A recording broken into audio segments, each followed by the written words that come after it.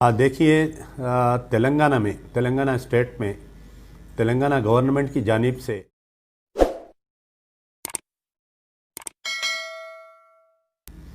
एक सर्वे किया जा रहा है और उस सर्वे का नाम ये दिया गया है नॉन एग्रीकल्चरल प्रॉपर्टीज़ अपडेशन। और उसका एक पोर्टल क्रिएट किया गया है जिसका नाम है धरानी पोर्टल। तो इसका मकसद ये है कि जिसके पास भी नॉन एग्रीकल्चरल लैंड है उसका पूरा डेटा क्रिएट करने का एक बहाना बनाया जा रहा है।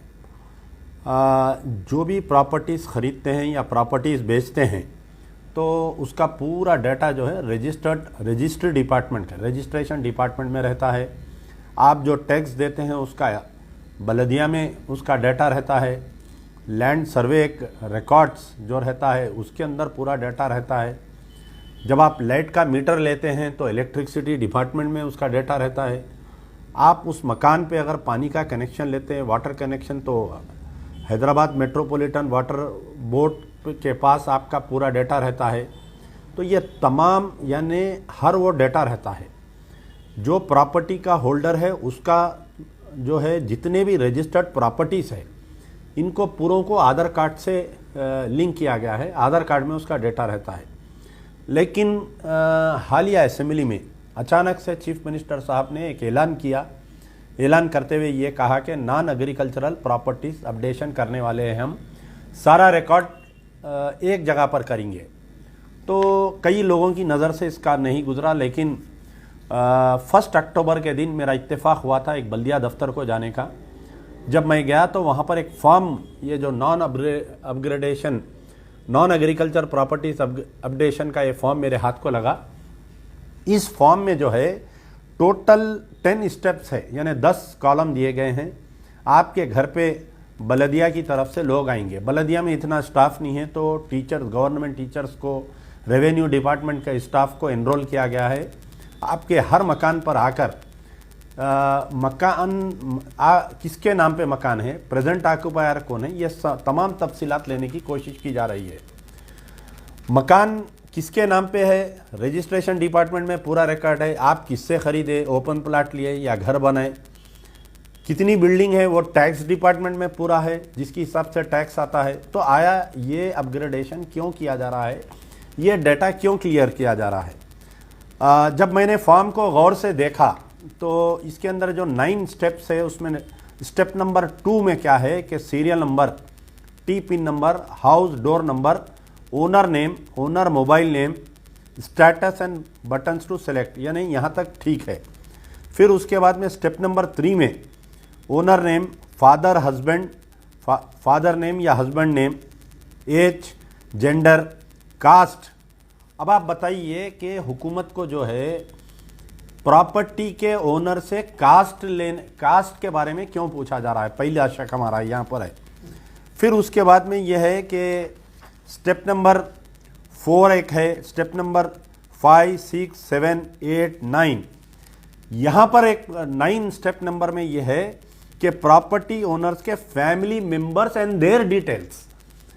तो अब यहाँ पर यह बात हमको शक हो रही है कि आया तेलंगाना सरकार जो है कहीं चोर दरवाजे से NPR, CAA, NPR का अपग्रेडेशन तो नहीं कर रहे हैं। मोदी की सरकार को खुश करने के लिए चोर दरवाजे से ये फैमिली डिटेल्स लिया जा रहा है। उसका रिलीजन पूछा जा रहा है, उसका कास्ट पूछा जा रहा है, घर में कितने लोग हैं ये पूछा जा रहा है। आया हुकूमत को एक प्रॉपर्टी का, एक बिल्डिंग का, एक ओनर का अगर रिकॉर्ड लेना है तो आप जो है रजिस्टर्ड डिपार्टमेंट से सारे ले सकते। अगर कोई गवर्नमेंट लैंड पे कब्जे में है, जो अगर आपका लैंड अक्वायर कर लिया है, आप उसको रेगुलराइजेशन कर रहे हैं, रेगुलराइजेशन के LRS के ज़रिए आप उसका रिकॉर्ड ले सकते। बल्दिया में पूरा रिकॉर्ड है, किसकी प्रॉपर्टी थी पहले, किसके नाम पे आई। लेकिन ये नॉन एग्रीकल्चरल प्रॉपर्टीज अपडेशन के नाम पर फैमिली डिटेल्स क्यों लिए जा रहे हैं? क्या हम तेलंगाना के मुसलमान वो KCR साहब पर हम भरोसा कर सकते हैं जो शुरू दिन से बीजेपी का साथ देते आए हैं? प्रेसिडेंट इलेक्शन में आपने NDA का साथ दिया, वाइस प्रेसिडेंट इलेक्शन में आपने NDA का साथ दिया, आपके नोटबंदी में आपने NDA का साथ दिया, आर्टिकल 370 में आपने एनडीए का साथ दिया, ट्रिपल तलाक बिल में शरीयत में मदाखलत में आपने एनडीए का साथ दिया, 5 मुस्लिम लड़कों को इनकाउंटर कर दिए आप जुडिशल कस्टडी में, किशनबाग में 3-4 लोगों को फायरिंग में मार दिए। ये तमाम साबिका रिकॉर्ड जो केसीआर की बीजेपी की दोस्ती का है, हम क्या भरोसा कर सकते हैं। मैंने 1 अक्टूबर को ये आने के बाद में तेलंगाना के तमाम उलमा मशाइखीन को ये फॉर्म व्हाट्सअप किया कि आप लोग इसके ऊपर कोई राय दीजिए। लेकिन अफसोस की बात है, 1 या 2-3 जने छोड़कर अखबार सियासत 2 अक्टूबर के दिन बड़ी तफसील से एक रिकॉर्ड डाला है, जो अखबार सियासत का भी आर्टिकल आया, तफसील से इसके अंदर आया। हमारे मुश्ताक मलिक साहब जो जॉइंट एक्शन कमेटी के कन्वेनर है, उन्होंने ट्वीट किया और सवाल इसके ऊपर किया। लेकिन इनसे, इन 2 हजरात से हटके कोई भी इस मसले पर अपना राय नहीं दे रहे हैं। या तो इनको मालूमात नहीं है, या नहीं तो ये राय देने से डर रहे हैं। हालिया जो सेक्रेटेरिएट में 2 मस्जिदों को शहीद किया गया, इसके बाद में तो हम जो है ना तो मजलिस इत्तेहादुल मुस्लिमीन के असदुद्दीन अकबरुद्दीन पे हम भरोसा कर सकते हैं, ना तो केसीआर के ऊपर, हम टीआरएस के ऊपर भरोसा कर सकते हैं। और तमाम ये जो उलमा मशाइखीन जो टीआरएस का साथ दिए थे इलेक्शन में, ये क्यों खामोश है बताइए आप। तो मेरा मुतालबा है कि जितनी वकला बरदरी है, जो मुस्लिम जेएसी वकला बरदरी है, उनसे मेरी अपील है कि इस मसले पर आप अपनी राय दीजिए।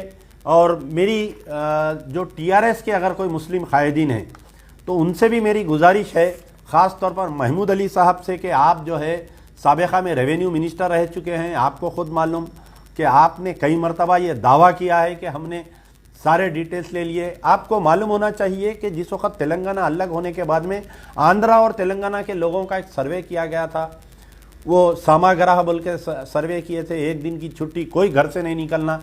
वो डाटा कहाँ पर गया जो सामाग्रह जो सर्वे के तहत आप लिए थे? तो हमें शक है, मजलिस बचाओ तहरीक को इस बात का शक है कि ये पूरे डिटेल्स जो आपके घर पर आकर ले रहे हैं, इसके ऊपर जो है चोर दरवाजे से एनआरसी को ये पूरा डेटा दे दिया जाएगा, CAA को इम्प्लीमेंटेशन किया जाएगा, एनआरसी को इम्प्लीमेंटेशन किया जाएगा। बीजेपी को खुश करने के लिए केसीआर साहब ये डेटा ले रहे हैं, ऐसा हमारी राय है। मजीद अगर इसके अंदर कोई मेरी राय से इख्तलाफ करते हैं तो मैं उनसे गुजारिश करूंगा टीआरएस के कायदीन से कि मेरे शक को दूर करें। मैं तमाम वकला बरदरी से अपील कर रहा हूँ, तमाम उलमा मशाइखीन, दानिश्वरान इस्लाम, जितने मुस्लिम IAS IPS ऑफिसर्स है, जो रिटायर्ड IAS IPS ऑफिसर्स है, मेरी उनसे गुजारिश है कि इस मसले पर जल्द से जल्द बोलिए, वरना ये लोग सर्वे करके हमारा रिकॉर्ड पूरा बीजेपी के हाथ में दे देंगे। आने वाले दिनों में मुसलमानों को जिस तरीके से आसाम, वेस्ट बंगाल में परेशान किया जा रहा है, आपको भी यहाँ पर परेशानी में सामना करना पड़ेगा। यार जिंदा सोबत बाकी।